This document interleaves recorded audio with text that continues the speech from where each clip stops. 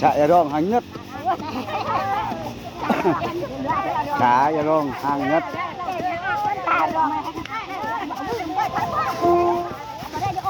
Chả ya rong hàng nhất. Nó cha cái này này.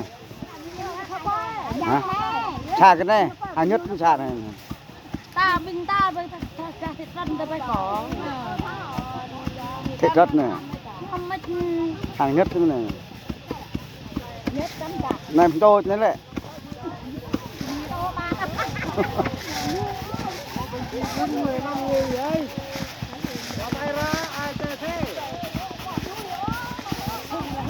Này phong tục người Chile nha các bạn nha.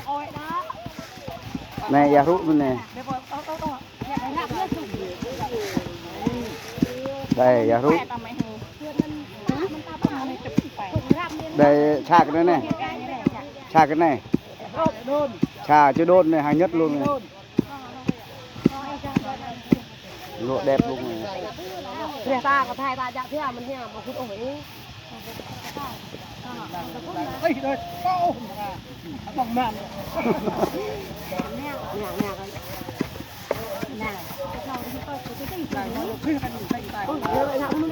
Là phong tục người Chile già cạo nha. Hồi xưa á, già cạo á. Đây là già rút. Bài thì là màu về cơ quan để cho dân phát triển kinh tế, còn là để cho mình hay là cho bản thân.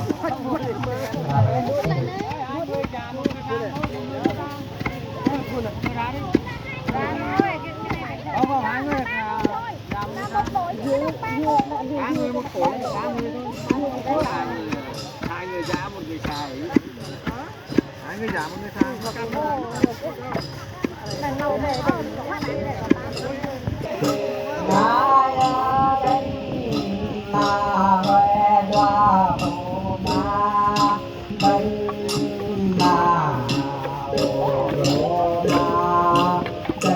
Gà trong ong luôn.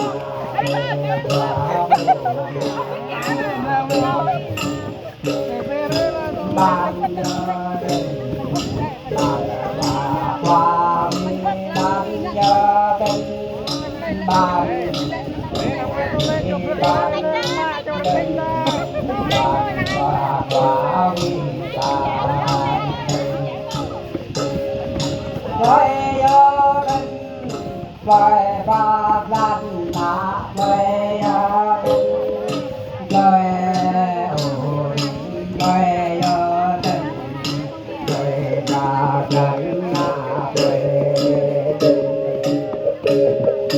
thang nhớ tình thang tình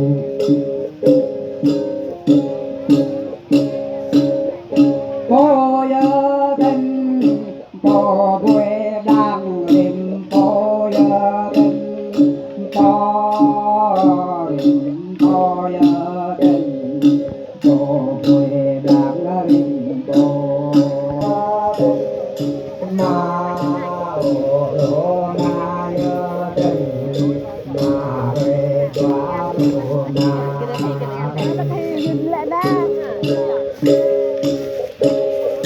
ban nhớ tình Tập dạ làm nhau nè. ban nhớ tình ban ô ban nhớ tình ban ra qua về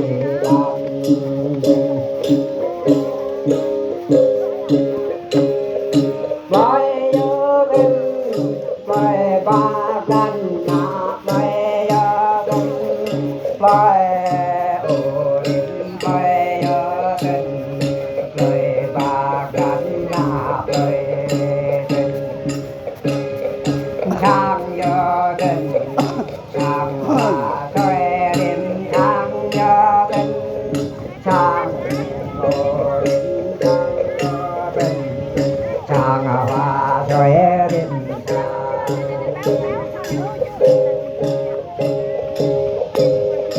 ô nhớ tình ô quê đang Lễ hội là hàng ấy. có đêm